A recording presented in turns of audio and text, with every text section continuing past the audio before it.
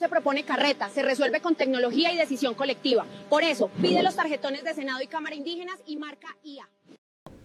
That was one of many digital campaigns of AI candidate Gaitana, who will be competing in the parliamentary elections this week in Colombia.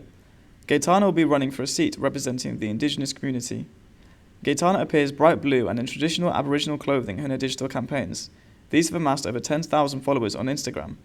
The account is a creation of Carlos Redondo of the Zenu tribe, who is a software engineer. The premise is simple. Gaitana is the face of software which will bring every vote to its constituents, where a referendum will be performed on individual bills. However, the consensus among voters is not as simple.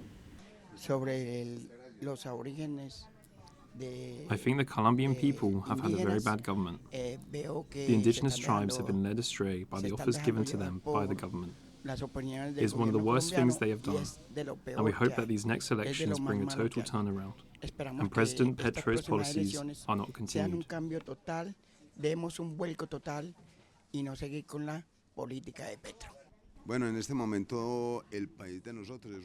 In this moment, our country is one that is very hard-working, but has some very bad policies. Our president is trying to turn our democracy into a dictatorship.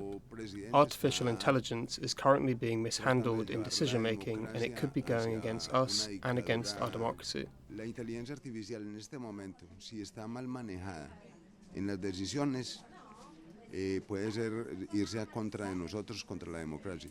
So, while critics believe AI candidates are capable of vital skills for a politician such as judgment and human empathy, supporters believe Gaitana could be an answer to corruption and safety concerns.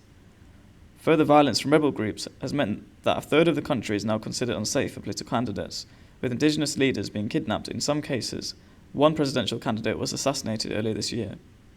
Dr. Christian Rivera, a political theorist, explains why Gaitana is a standout candidate. Well, maybe there is more of a support for these sorts of solutions in places where there's a recognition that the normal avenues are kind of riddled with corruption. Probably has to do with long-running disaffection with conventional politics. If Gaitana wins, she would be the first AI candidate elected to parliament in the world.